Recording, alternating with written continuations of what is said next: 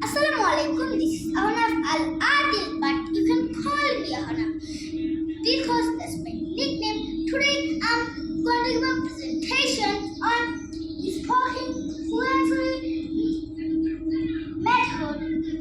Number one, আমি একজন শিক্ষক। I'm a teacher.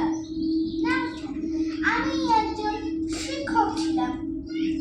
I was a teacher. Number three, আমি একজন শিক্ষক হব। I will be a teacher. Number four, কে তোমার বন্ধু?